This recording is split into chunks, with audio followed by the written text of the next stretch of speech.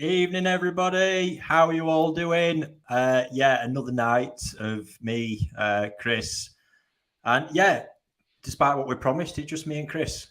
No, only kidding, folks. We've got everybody sat backstage waiting to come in, but pretty excited, buddy, to be sharing this one. How slick was that intro, by the way? Absolutely awesome. Absolutely hats off to our video guy, Rob. Yes. I told him I wanted something special, and he pulled it out the bag. So, I know we've had quite a bit of anticipation with this, Rick. I mean, this has been a long old journey, isn't it, to get this magazine, all the other features, everything up and running. So, yeah, it's great to see. It is all coming together, and I think this is that sort of culmination of the great sort of community. You know, all the people involved we've kind of been working with separately, had some really nice collaboration, really enjoyed it, and finally, I thought, you know what, it'd be good if we can get us kind of all together. Not promising every week we'll all be on. We'll certainly mix it up, but there'll be at least 3 or 4 of us every week, with the idea of keeping it topical. So rather than the Q&A format that we're typically following, we're just going to be looking at a topic that we've chose ourselves and discussing it as we like to, and seeing getting all the different opinions on it.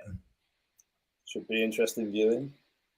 Yeah, so no holds barred, no censorship, that's for sure.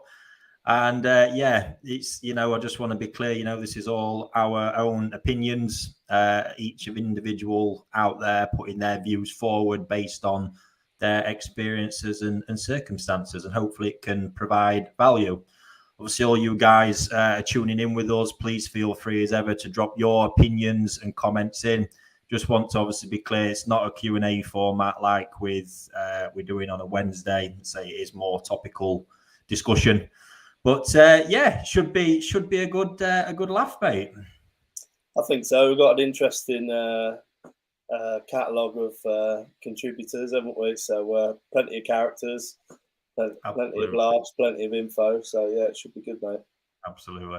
We've just been testing it out kind of backstage as well to see how we do with everyone on screen. So we're going to try our best to not have a lot of crossover and keep it all nice and clear and concise. Is this the best beard compo someone's just put there? I tried a trip to barbers today, but I walked past the window and I saw the guys that I know are more like butchers than barbers, so I carried on walking. Yeah, fair enough, mate. I must admit, I have treated myself today. I was looking a bit like a Yeti, so what a better sort something out. Nice. So yeah, we've got a few bits lined up, folks. Just going to run you through a few Koi Talk based bits before we get stuck into it. So first one, quite a big announcement. We're going to have a few more coming. And the main one being is we have got a new Koi Talk recruit, another member of the team.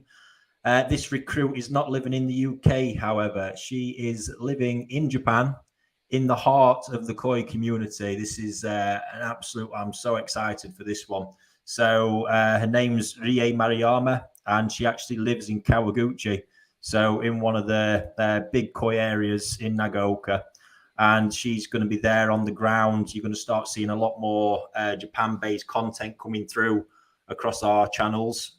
And as well as that, she's going to be ensuring that in every month's issue of the magazine, we've got an exclusive piece of content from Japan, which I'm really excited for. And tomorrow morning, she is going to be interviewing Nogami, an exclusive interview there. Drafted all the questions today. Some really, really nice questions, getting stuck into it and getting you guys that information that I think everybody's craving firsthand from the people that really, know. So yeah, excited for that. Can't wait. And that particular piece is going to be coming in issue 23 when we get around to it. So yeah, absolutely amazing. Very excited for that one. Also got our first bit of merch coming through, buddy. I know, yeah. I think so. I'm going to start drinking. Took me a while, but there'll be more info soon, folks. There we go. Wow. Original Koi Talk mug. It's going to be a limited edition run coming out, so stay tuned for a bit more info on that one. But yeah, I think it's medium. Yeah, either, mate, either. It's a fantastic mug. Does all sorts.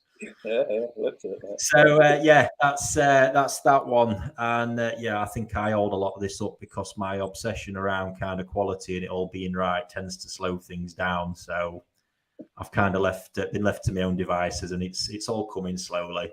T-shirts next. We're on it. Nice. We're on it. And yeah, last one before we get everyone in. For anybody who's not subscribed to the mag, it's coming up on the 25th. That is our subscription renewal day. So if you do want to subscribe, if you subscribe on the 25th at the latest, you'll receive the current issue 21 in the post, and then issue 22 as soon as it's available early next month. So happy days. Enough of all that stuff. Chris, we had our podcast recently. I think a lot of people have seen it. I think, did it air this week? I think, yeah, on Monday morning. Yeah. So we was discussing the topic of unsexed Tosai and kind of crossed over into the whole sort of male koi conversation as well. So some positive feedback on it. I think people thankful for us, our openness and honesty on it. As per, but have you got any thoughts, sort of recap since then? No, I mean, it's always good to get feedback from the hobbyists. I mean, for as long as we've been involved with koi, it's been on the industry side, hasn't it? So yeah, it's always good to see how it's sort of interpreted from the hobbyist side of things. But I think from the feedback that we're getting, we're not overcomplicating things. We're saying it how it is. It's experience based. Between the two of us, we must have 45 odd years experience already. Yeah. So yeah, I think it's not going to fit everyone's parameters, or agendas, but it is what it is at the end of the day. Moving on to sort of like the male female thing. Yeah. Yeah. Where do you start? I mean, I think in a nutshell, for me, it's all relative, but it's the notion that male fish are not very important in the industry. Yeah, that's it in a nutshell. From a consumer point of view, male fish cannot achieve anything in a nutshell. They can't be good fish. They cause problems. They can't get very big, etc., etc., etc. So for me, I spent about 15 years watching people buy inferior females. Guys, I'm gonna have to stop you, Chris, because I keep smirking. We can obviously see everyone backstage, and Mr. Hadfield, needless to say, is I've blocked him, mate. What a guy! I'm just gonna drop it on quick. Look, this is what we're currently looking at backstage. Yeah, that's about right. Yeah. Oh, fantastic! Sorry, mate. Carry on. Oh yeah, that's thrown me a bit. So yeah, female tax. Yeah. Overhyped fish because they've got the female tag. Yeah. So for me, it's if that's your bag and you want to keep females, then by all means. But that's not to say that males can't achieve a lot more than people give them credit for. Exactly. And yeah, I've been saying it for a long time. I think the biggest thing is that I think the ship's kind of sailed on a lot of the real sort of higher end bargains you can get on male fish. It's now more and more, it really is going slowly. And yeah, I don't know if you caught last night, I was just having a quick browse, and Momotero's up and coming auction. They're the first breeder I've seen listing Tosai as male or female. Oh, really? Yeah. Not unknown and then female. They've literally clearly stated male or female. It's not female guarantee, which is good. Well, it's clearly stated, so people are aware of the risk. But to the best of their knowledge, yeah, it's female or male. So I do get it.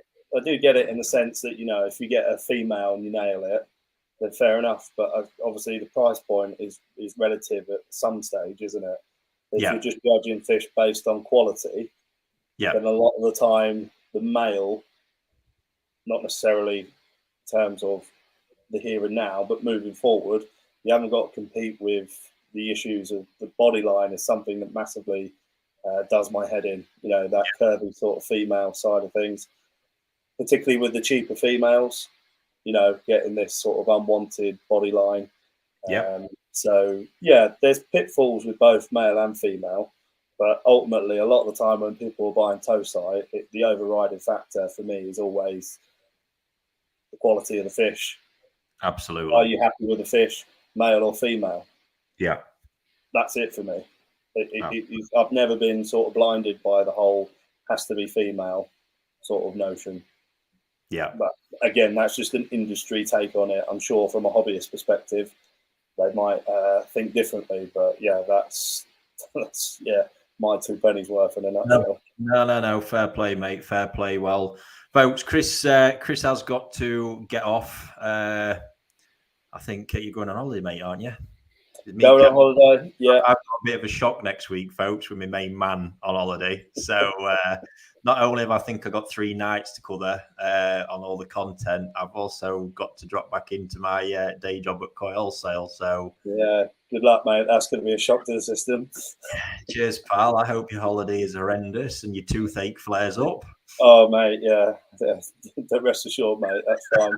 But yeah, just on a personal note, it's been a real privilege the last few years getting this off the ground, and the feedback that I get on a daily basis, and sort of just little snippets every now and again out of the blue, sort of in the middle of the night, saying, "Oh, I read this article that you did, and it really made me think about it," and also looking at the hobby in a different light as well. I mean, so hobbies are about enjoyment, not about stress. The amount of people that just change their ethos about the hobby, started to really engage with it. You know, the viewing figures that we get, the engagement that we get, the figures with the magazine, everything about it is telling us that, you know, that there's a lot of enjoyment out there, and it does feel like the tide is turning a little bit. So, yeah, I think just a personal one there. Happy days. So, enjoy, mate, and I'm going off for a month when you get back. I'm probably going to need it. Mate, you're not going to notice me when I get back. I'm going to have a lovely suntan. Brilliant. All right, guys. Best of luck to the panel, and thanks, everyone. Catch you soon, Chris. Right, folks, shall we make a start and bring everybody else in? And then I'm going to, when you see Alan come on the screen, I think we're probably going to have to explain that one straight away. So, evening, Joe. Evening, Ricky. Evening, Krafty. Evening, mate. Evening, Mr. Hadfield. Evening. Evo, how are we doing, buddy? Hey, guys. And Mr. Tait, how are you? Evening. When the banners have passed, there is a very good reason as to why Mr. Tait is looking like that, and I'm going to share a picture up with you all now, and this is going to lead on to this topic of the evening, which is very non-koi related. However, I think we'll all have some good fun with this, and it could potentially lead to a new range of T-shirts. And we've got Mr. Hadfield to thank for this. The WhatsApp group was going, I was in bed last night. As I woke up this morning, I thought, what the hell has been going on?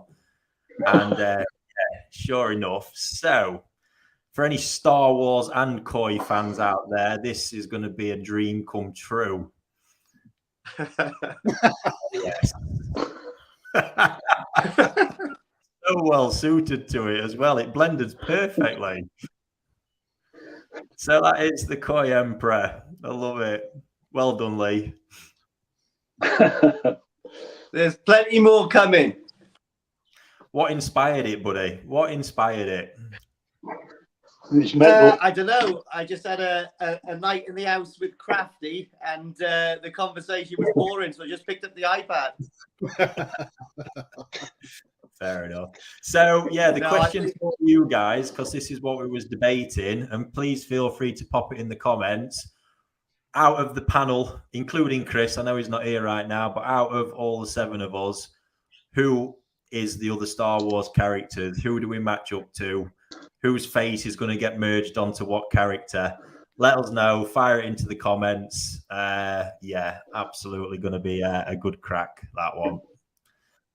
So moving on to tonight's topic, I think we'll have a quick sort of go around each of us and see our views. So on the headline, obviously, I'm sure you've probably all listened to the sort of podcast, starting with unsexed Tosai, and we're coming at it from quite a lot of hobbyist perspective here as well, guys. So we'll start with Joe, work our way around. Joe, what's your thoughts on it and sort of how it's been portrayed and sort of like the things we discussed?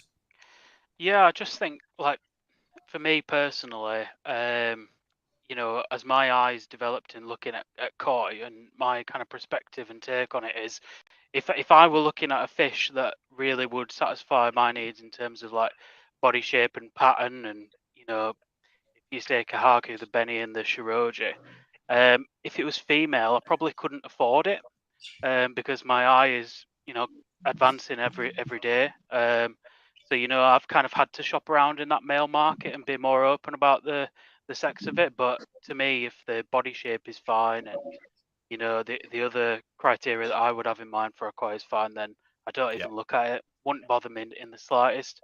I think the perception is that male koi are all kind of slender and have giant pec fins and you know that kind of stuff, or discoloured heads or that kind of stuff. And I think that perception is wrong. And I think you can pick up really decent koi for very, very decent amounts if you're open to looking at male fish. So the point I was really getting across, this is the point I really want to dive into a little bit, is if you're we're talking about this from the perspective of it being a considered purchase. So from one of these big farms where we know a decent sum of money is going to be involved, you're buying it unsexed on the hope that you're hoping you've got a 50-50 chance. The reality probably is you haven't. And from my experiences of the fish I've been raising, I would say it's more like a 90% chance it's male. So how do you feel from a consumer's perspective, or would you think of it differently going into the scenario, knowing that it's not actually a 50-50 chance, it's a 90-10? Yeah, I guess, you know, that perception of you know the breeder, they've like you've said, the 90% chance, and I know from working at Koi Wholesale, it's pretty obvious which fish are really ploughing ahead from the ponds that they have. And so I guess that in Japan, the best ones, the ones that are really ploughing ahead and more likely to be female, they're going to keep to one side. And it's more obvious that the ones they're going to try to release are those ones that aren't, you know, flying ahead like the ones that are female. So you know, it wouldn't bother me at all, because with you know that male fish that's in the Dainichi pond is most likely better than any female that I can get that's been raised at some other farms as well. So you know, all depends on the, you know, the actual koi itself, I guess. Yeah, nice. So moving on to you, Krafty, because I think be fair to say, you know, I don't think, you know, these super high-end purchases has been a part of your koi keeping journey. So if you was in a position where all of a sudden you decided to go all in one year, buy one of these Tosai, hoping it was 50-50 being unsexed, how do you think that would leave you feeling, and what's your thoughts on it? My personal opinion on it is that I don't think it really makes much difference to me as a person. If I'm going to look at a Tosai, I'm going to study what I like about the fish before I actually buy it. So not just pattern, but looking at the body, etc., in the pool of fish that you've got to select from. You know, because from a customer perspective, you're only got the selection of what's actually put out in front of you in order to make the purchase. You know, we haven't got 2,500 fish to sit and look at and spend 5 hours sifting through. You've got, you know, at best 50 fish in a vat. Have a walk round, maybe take 3 or 4 different trips to different places before you actually set like your hand on your wallet and then purchase. And if I was to look at the long game, I think your mindset changes. But again, I think if you're looking at the long game, you're going to be buying more than one Tosai overall, you know, in order to try and stretch what it is that you've got and then pick from the selection that you've actually bought. Yeah. So you know, for me, it doesn't make a blind bit of difference. And to be quite honest, I would rather pay, you know, the premiums that we're seeing now, rather than and get a chance on getting a good female if that's what everybody goes out to get. But ultimately, I'm looking over quality. I'm looking at quality over the where it ends up, if I'm honest, and aesthetically pleasing to the eye in the pond. Yeah, absolutely. So just seen a nice, interesting comment there, chaps. Come on, you cannot all say that you are not attracted to females. Well, worryingly, obviously, I keep raving on about these males. So, yeah, thoughts on that one, folks? No comment. Brilliant. So moving around then, Lee, what's your thoughts on it all, buddy? Because I know you've obviously you've had a pretty lively Dainichi mail from me, but you knew that up front. Yeah, exactly. And again, you know, I bought that knowing that it was a male, and it's still got one of the best bodies in the pond today. You know, we took all the fish out of the pond a couple of days ago. Krafty, Nigel Williams, and myself, and we went through the whole pond. And he was very impressed with the body on the Shiro, to be honest, and a lot of the males in there as well. On the flip side of things, you know, buying a Tozai unsexed, I've done it a few times last year on the mud pond events, for instance, and I bought a couple through your brother for the All Japan Junior Koi show, and again, I bought them because of the merits of the there and the then. I bought them because I like the traits of the Tozai I bought, and whether they would have turned out male or female, for me, wouldn't have necessarily made much of a difference, you know. However, you know, I think you know as well as I know, I think all of them turned out to be female with banging bodies. So, you know, you can be lucky or you could be unlucky. I was just lucky last year. Outrageous. But again, you know, I think there's a place for males as well as females, you know, and I think you should definitely buy something that you like, and that's it. And what Joe was saying as well about different traits with males, bigger pecs, pec fins and all that kind of stuff. Well, I can tell you something, Joe, not all males have big pec fins, because I'm a male and my peduncle is probably not as big as most. I disagree. It's massive. I've seen it. No, you smelt it. It's a total difference. It smells big. Yeah, you two have been spending quite a lot of time together recently, haven't you? Is there anything we need to know? Oh, mate, we're sort of like Saki growth and colour. We mix well, you know? Brilliant. Love it.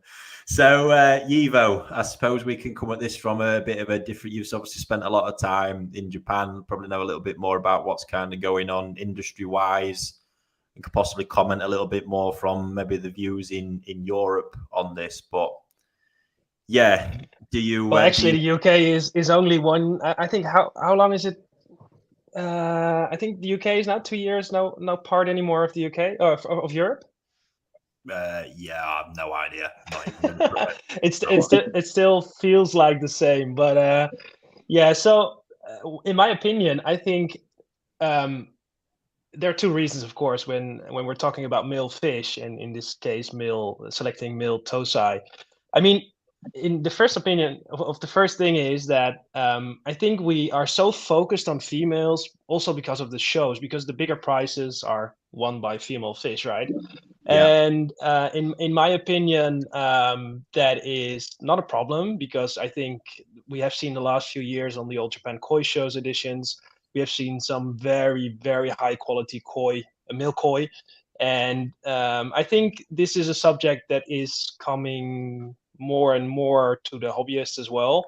And yeah, I don't think there are really problems. Of course, when you mix up the males and females, you have fun and some challenges during the spring and hot summers in your pond. But on the other side, I know a lot of hobbyists that mix females and males, and maybe some of the hobbyists don't even realize they have a mixture of males and female koi. For me personally, when I select Tosai or watch Tosai or appreciate Tosai, it's all about the fish itself. I'm not picking it because it's a male or female. It's purely about the beauty of the fish. And I think that is what we all have the same opinions about and the same passion, is that when you select a fish, it's because you like it. And if I like a fish, you probably maybe don't like it, or anyone else. So it's so very personal. And then, yeah, of course, when it comes to the sex of the fish, if it's male or female, it's always some kind of present when it's a female. I had many Atogari fish that end up being male, but even were so beautiful, and it didn't change anything for me. Yeah, no, that's good to know. It's an interest. I think the bit that just for me personally, because I like people to have the information, it's the whole fact of, like I've said, Momotaro just recently, this up and coming auction, which, guys, you can see it on their website. There's no unsexed. It's male as far as they're concerned, to the best of their ability. Female, or it's male. So everybody knows what they're doing up front, and you can then, when you're bidding like that, you can make a decision. You've got all the information as much as you can in front of you at that time, as opposed to, I think it's more that the feeling that people possibly have been a bit deceived, and people are paying a premium for the fact. I hope my little lad's watching. How are we doing, Arthur? Bless him. It's the fact that you might be, let's say, overpaying on the hope that you've got a 50-50 chance. That's what sort of sparked it for me. I love the points raised so far, that it's such positivity towards it, focusing on the quality, absolutely. But I'd just like to see a change to that part, and just, state it, male or female. And I think the more the sort of stigma goes away that people don't want males, and it is changing, I think we'll see more and more probably of that happening, because I think Momotaro's confident that people already now understand what Momotaro male koi are capable of. Therefore, they're happy to state it either way. And I would probably say, having seen the fish, a lot of those male fish will probably go for higher prices than the female fish listed. That's my gut feeling. Well, and I think you are the great example of having a nice male fish. I mean, we get back to this fish every single time. When I was at NND last June, Fujiomo showed me 3 Kindai Showas, and I think they were all 3 male, and I was sold. And I was not the only one, because there were people in the autumn that came to you, saw the pictures of that fish, and they said, I want to buy it. I want to trade it even for a watch. I'm not going to call, I'm not going to say names, but it was really that crazy. The quality of that fish is amazing. And that's a great example of having a good, of having some nice male koi as well. And I think it's so personally. Absolutely. So, Mr. Tait, the Emperor. Well, look, Nancy, everybody else has covered it. Absolutely.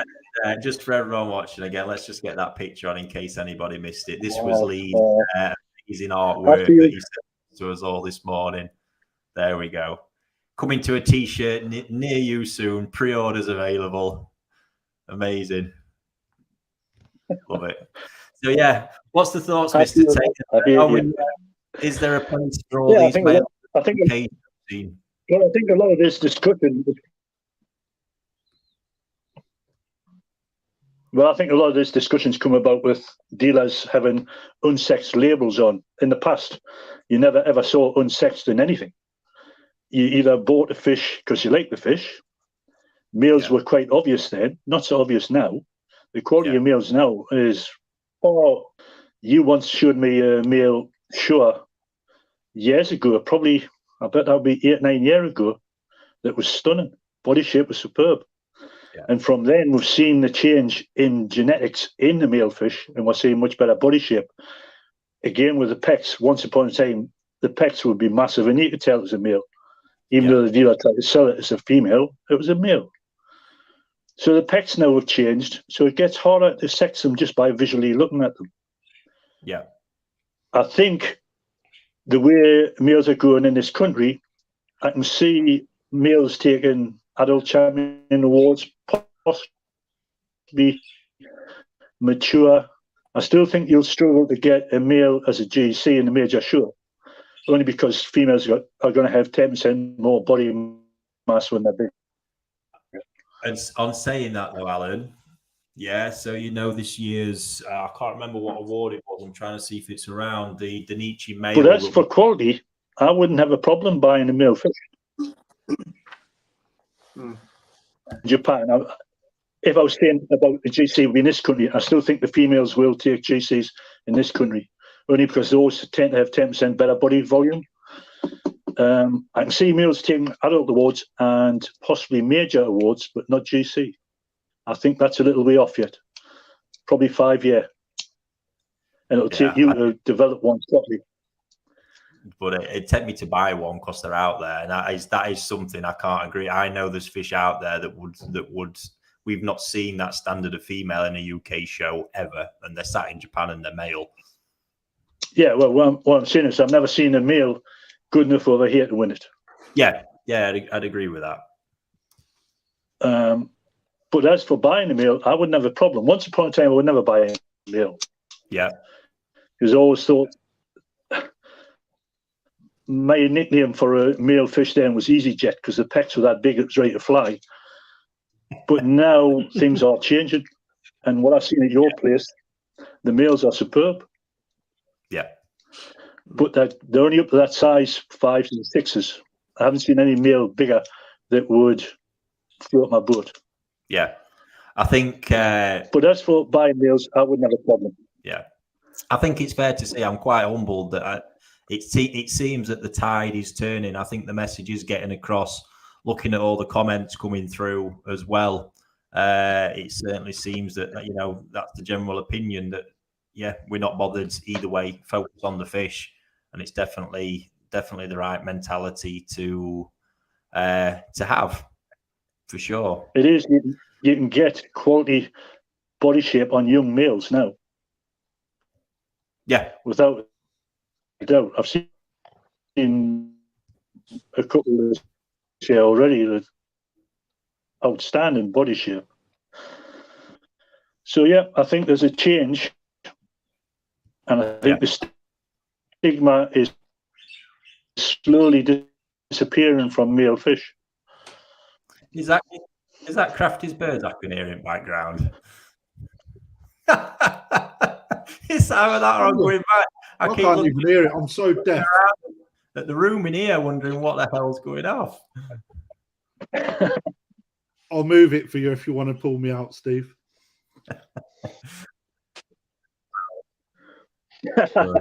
So I'd say I think it's amazing to see. I do think the tide's turning with that one. I do think ultimately people might have missed the boat on the higher end male fish that you could really use to pick up for an absolute song, but breeders are valuing the things completely differently now. So we'll see where it heads in future. But I think there's a lot of leveling up on the way.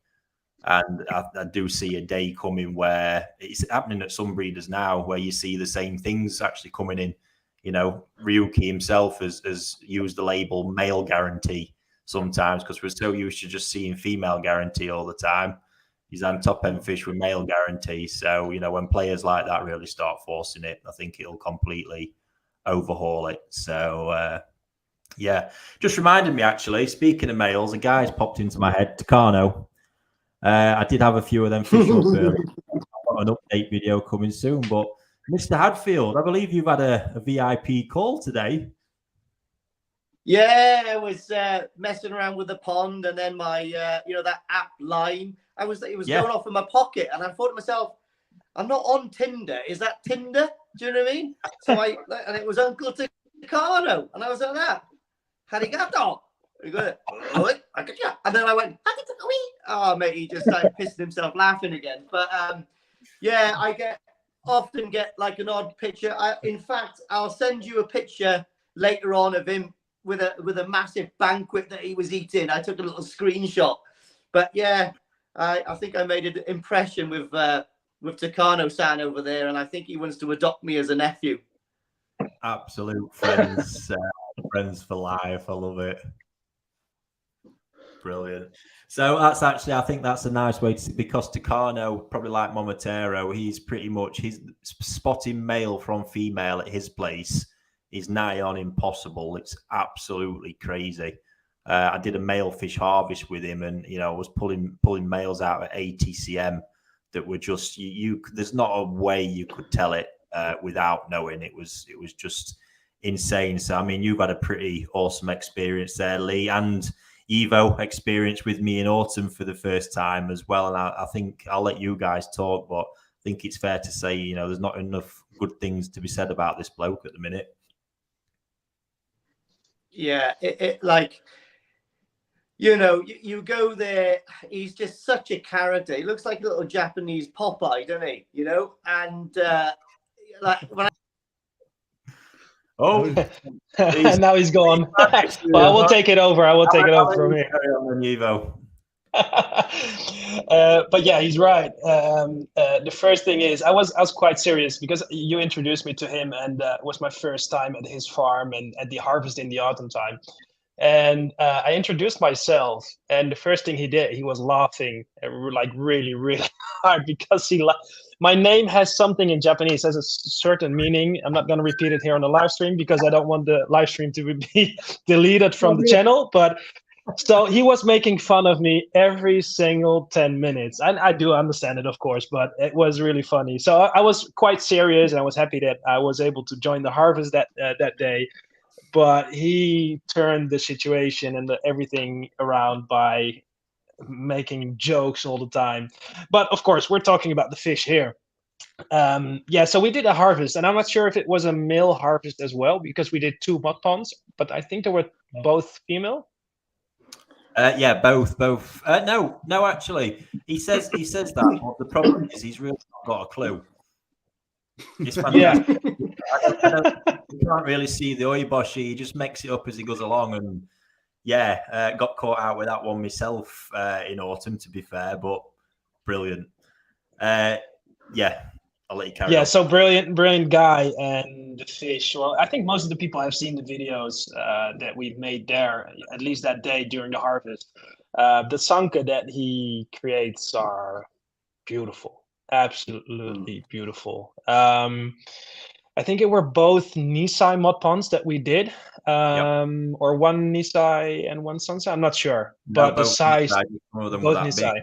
Yeah, it's crazy. And when you go to his facility, he has like some kind of bunker. I mean, if there drops a bomb somewhere, he is safe there. I mean, there's so much concrete there below his house. It's so crazy. But the ponds he has there, he's protecting his amazing fish. Those fish are special. I really like them. Yeah, absolutely. So have you got any more to add to that, Lee? Now you're back, mate. What happened then? Exactly. He's such a nice character. I think I made a bit of an impression on him, and he was talking to the agent at Sushi over there, and he said, because I give him a special mug and stuff, and he said, if you want, you can go and bowl 5 fish up from my Tatty Star and select one if you'd like to buy it. And I was at that. All right, this is happening quite quick. But even that was a great honor, So we went down to the bunker and bowled up a couple of fish, and then he told me the price, and I was like, okay, I'll think about this.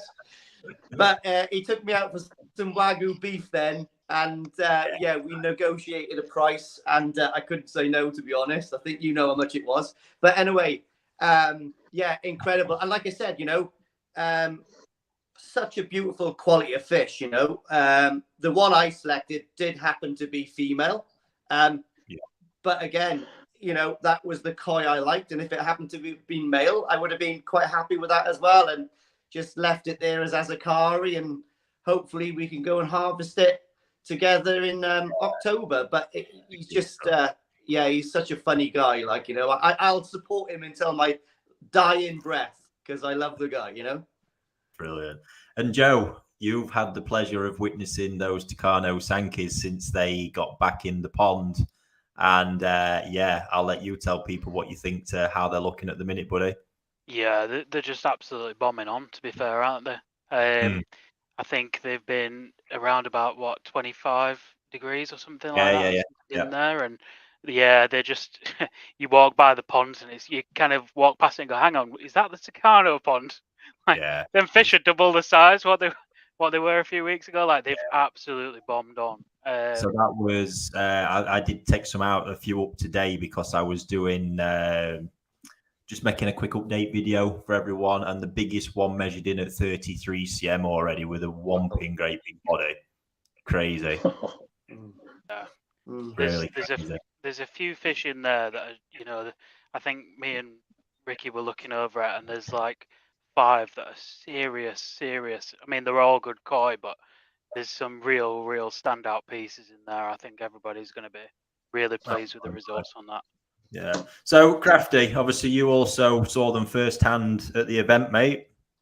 And yeah, I mean, what's your thoughts on where he's at with his Sankey production?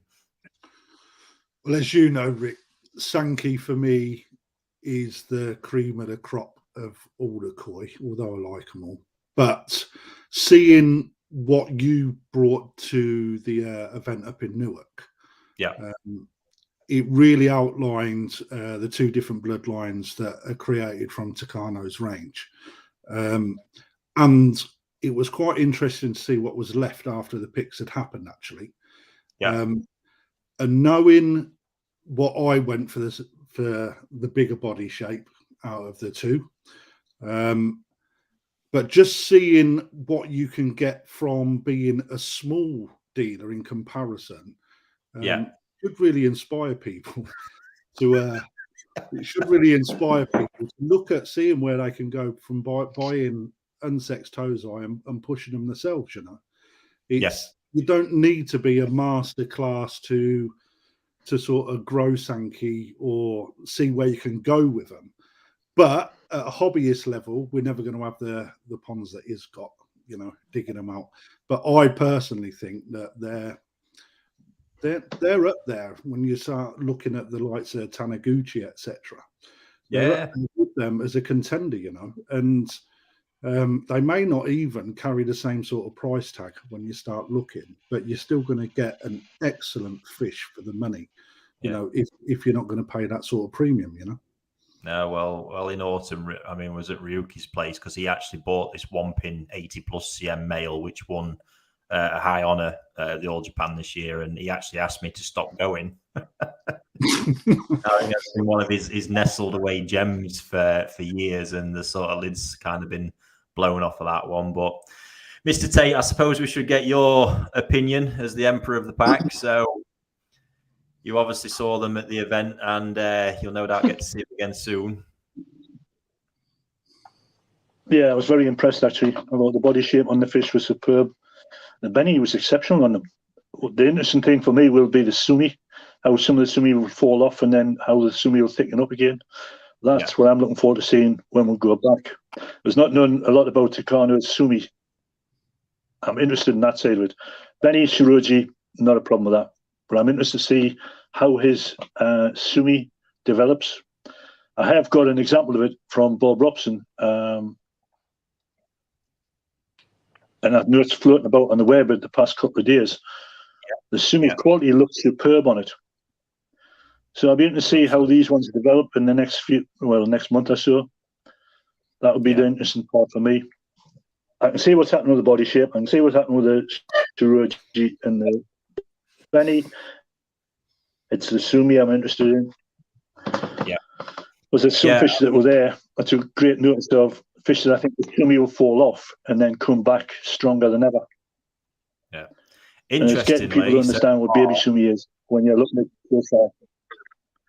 Interestingly, so far, there's been very little fall off, just refinement. So as the bodies are getting a bit bigger, there's a bit more length. Where it's been heavy, it's just pulling into place nicely. And I think people will be, and I know Joel's pleasantly surprised when they see the update, which I'll probably drop tomorrow at some point. So, yeah, amazing. Right, I think I wasn't planning on doing this, but I think we've about gone as far as we can with that one. So if everybody watching would like to ask a particular question to any of us, pop it in the comments and let us know who. Other than that, Lee, you had another eventful day on your little live scuba diving.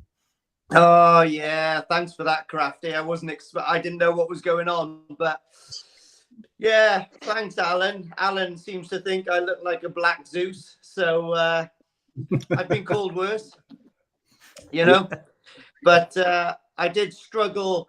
My swim bladder wasn't working as well as I was hoping yesterday or the day before. So yeah, I had to get held down by a net and a couple of pebbles down the chest, but we got there in the end, didn't we, Krafty? We did. What was quite funny is that you notice he weren't packing much with regards to wages when he came running up, and he kept turning his back because he felt a little bit embarrassed that his cuduncle weren't showing that well. Well, to be honest, the koi had about another hour before their next feed, and I didn't want to give them an appetite.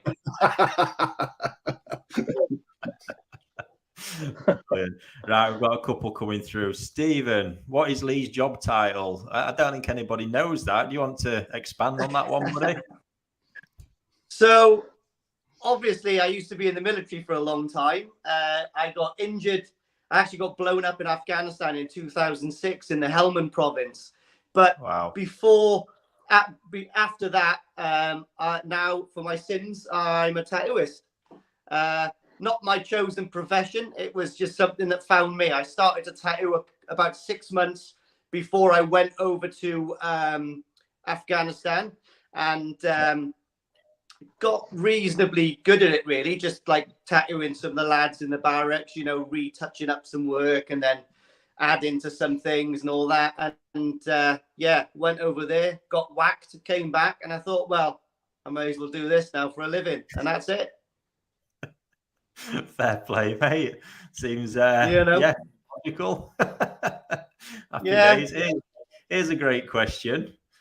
Have you ever dropped an expensive koi? So I'm leaving. All right, brilliant. Let's have a whip round. We'll start with Joe and work round. No, to be honest, I've only until I started working at Koi Wholesale, I was never touching fish. Always in a koi sock. I've played it safe, but now I'm handballing tiny little fish really nervously. But I'm getting there with it. Fair play. Yivo, what have you got to tell us? No, too many. No, I dropped my own fish at the harvest one day. It's a couple of years ago. It was pre-corona, COVID. Yeah. I have to say COVID. But yeah, nothing happened to the fish. But that feeling when it's like slipping out of your hands back into the mud pond, it's not even because of the fish, but the problem is if it escapes the net, the breeder has to start over again with doing the harvest, and that's the thing they don't like. So it's not really about dropping an expensive fish back into the mud pond, but if it escapes again, the breeder will not be happy. But yeah, it happened many times. Fair play. Krafty? No, I've never dropped an expensive fish. I've dropped fish, but not expensive ones. Fair play. Mr. Hadfield, I don't know if I want to ask this question. I mean, I got hit in the face by a tozai 2 days ago, and yeah, it went on the floor. But I suppose most people have been hit in the face by a tozai trying to net them, haven't they? But that's about it. It could be an expensive fish in the future. Who knows? No, maybe. And Mr. Tait? Well, I've never dropped one, but I've seen a Japanese breeder drop a very expensive fish, shake his head and just walk away and leave it. What? We had to pick it up and put it back in the pond. Then I'll tell you what it was. His head in shame, brilliant. And well, I've fortunately never been in that position either, but I can say I do feel the pressure, you know, the NND guys. So when Yivo we do have actually footage of you dropping fish, Ricky. So I'm not sure if we can share that. No, I'm joking. Wow,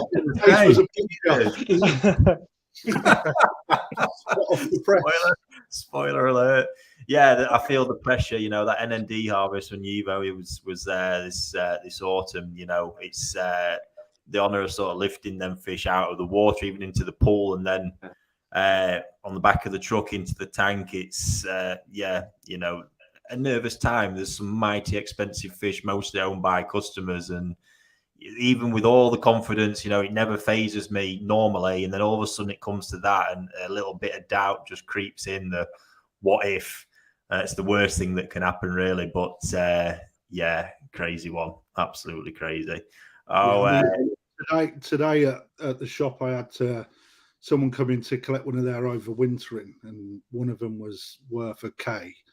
Like, to me, that's a hell of a lot of money. Well, to a lot of people, it is, and just basketing it up, and then moving it into the bag, and then moving the bag, and then airing it up, and then putting the band on, and they're watching your every move, and you're under pressure, because that fish is something they have taken time to select, Absolutely. So it's quite good. It's quite good at the same time. It's like, please don't pop the bag, or what I mean. It's just that feeling, water everywhere, fish flapping around at the oil. It's like no thanks.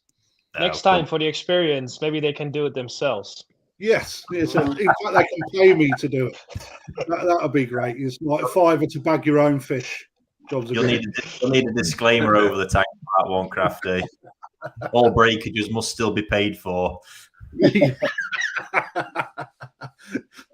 Brilliant. Right, I think we've got two more I've got highlighted here, chaps. So one for a bit of a quick review, because I think this will be a quite interesting question. If you weren't into koi as you are, which hobby do you think you'd all be into? Joe? OnlyFans. Oh.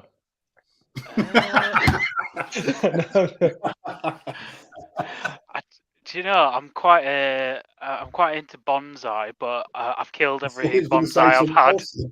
Me too, buddy. Me too. I am awful at them. Yeah, they're just really difficult. But I think I'm just going to stick to aces, nice and easy. But yeah, probably bonsai. Nice. Evo, have we stopped going red, buddy? Oh, you can see it. It's the light. You thought it was me. No, I have a purple light here, as you can see. Maybe it's like no.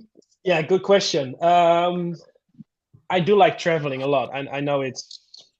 I'm lucky to travel with what I'm doing right now. So I'm doing two hobbies in once. Everything with koi and traveling, of course. But I'm not sure, to be honest. If I really need to have like a second hobby, well, for me, it's not a hobby. Let's make that clear, because I see it as my business, and of course, it's a hobby, it's a passion. But difficult one. Good question. I'm not sure. Right. No, let me think about it. We'll come back to you then, Eva. What about you, Krafty? Motorbikes. Nice. I'll be into me big muscle bikes, like naked muscle bikes and all the power. What were your stuff? Hobby bikes to build me pond, actually. But yeah, nice. That's what I'll be doing. That's some commitment, mate. I like it. Again, slightly worried to ask, Mr. Hadfield. Well, I've got into koi specifically because my main hobby got taken away from me. And that was the military. There's nothing like the excitement of a two-way range. There's nothing like going straight down the middle in the middle of an attack. It's fantastic. There's nothing quite like it when there's someone shooting back at you. Yes, don't visit Swansea. Yeah. So, yeah, my main hobby has been taken away from me. So now I do koi. So this is the rest of my life now. That's it. Is there a way to combine it? Not quite sure, unless I can teach them to shoot back. We'll see. Might give them an auto feeder, strap an auto feeder to their back. Brilliant. And what about you, Mr. Tait? Oh, it'd be something boring like golf. Oh, there we go. Didn't have you down as the boring guy. I thought you'd be a party animal. Well, I was going to say something else, but I thought, no, I might get wrong for what I was going to say. Fair play. Right, there was, I did change my mind on the last question. I can't see where it's gone. There was another one that sort of cropped up.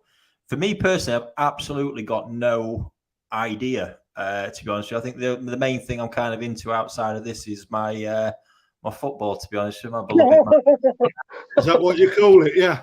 Absolutely. I don't know what you're looking at, Mr. Tait. Alan Watt asked a good question in there. To be you know, to bring it back to Koi, is it pointless taking males to a show? Nope, No definitely way. not. And Males, I think that will really trigger a response, because straight away, no is the answer to that. But you know, explain why that is important. males tend to finish up quicker than females.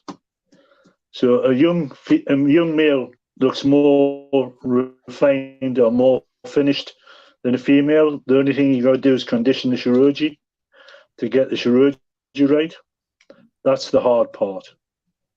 You'll always get some yellow in the skin on the head on a male more than a female, and you've got to get that condition right. My first baby champion at the national was a male fish. It was Shira Muji 6 months later. But on the day it was superb. But 6 months later I was kind of crap. But I knew that when I bought it. Nice. So yeah, males. There's nothing wrong with taking males to shows. Nice. So this one, I'm really directing this one at you, Alan, as well. I want to, as I read this out, really stress the first words in this. So, with the aging population within the GSC, what can you do to introduce a younger population into the process? I really want to strangle you at the moment, young Rick. It is a hard one. I'm trying very hard. I've got one 7-year-old interested in joining the GSC. I've got an 18-year-old that's interested. It's will they have enough knowledge and experience at that age? Hopefully, when I do a benching thing at the Yorkshire Show with them, I'll find out. Ideally, I would love them to come on, because Jasmine had real potential. Anthony is a superb judge. Young Jamie, when we had young Jamie before he got a job up in Scotland, was the future of the GSC. But I've lost 2 of them. I've only got 1 left. I really need some younger faces to bring on. So it's getting people to be interested, their fathers to push them a little bit. It can be male or female. I'm not bothered. If they want to get in touch with me, get in touch with me, and I'll get them on the course. Nice. So we do need younger members. What do you think to that? Do you think there's only through I can see with the panel I've got in front of us, there's only probably either that's young. Sorry, Alan, we lost you then. You were breaking up. You might get deleted in a minute as well, by the way. But yeah, what about the rest of you guys? Any thoughts to wrap this one up? I guess my thoughts are on it that I joined this hobby during lockdown, and I kind of hope that a lot of people my age were looking for something to do during lockdown. You know, so I think you know, I've seen it at koi clubs and koi shows that there are a lot of young people starting to get into the hobby that are maybe not where, you know, us 6 are right now in the hobby, and it might take a few more years. But I think we've seen an influx in people joining this hobby, and so hopefully that transcends through to the GSC. Yeah, I think overall for me it's promote. You need to just get more younger people into the hobby, and then let them find their own way. Maybe make the hobby like what we're doing now with all the promotion and your Koi Talk magazines. Make it appeal to the younger generation, possibly with Star Wars T-shirts.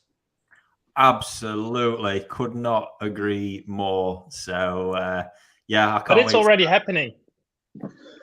It's already happening. Yes, and if I compare it with 5, 6, 7, 8 years ago, the industry is changing a lot and new people are entering, and you see it in the people we know are the hobbyists, of course, and in some of your cases, the clients, but we see it in dealers as well. New young dealers are rising up in France, in Italy, in the United States, and that's something that is really good. And I think the markets also outside of the UK, a lot of young people are starting into having an aquarium. They put some small koi in there, and then they get permission from their parents to build a small pond, put more koi in there, ask their parents to build a bigger pond, and it's happening quite more than a couple of years ago. And I think COVID helped us also a lot because people needed to spend their money on new stuff. They couldn't travel, so they built ponds at their homes, and children were involved in that process. And I get a lot of messages every single week from people that just started building their pond, and also kids that are asking me for information about for schools and doing presentations about the Japanese koi because they sell something online. So I do think that our industry is changing, and that's good, and it's something that we all support and we need promote. I mean, that's the main goal, I think, of all we're doing. The same like this, we need to promote the hobby and innovate. That's something that is really, really important. And we also see now that breeders in Japan and like also the Shinkokai and all the bigger associations are trying to innovate with new stuff, with the apps, with certificates, and that's something great to see. I think that's really good for the future of the koi. Yeah, nice, very well said, buddy. So there we go, folks. I've really enjoyed that. Don't know about you guys. So there we go. One last question coming there, Mr. Tait.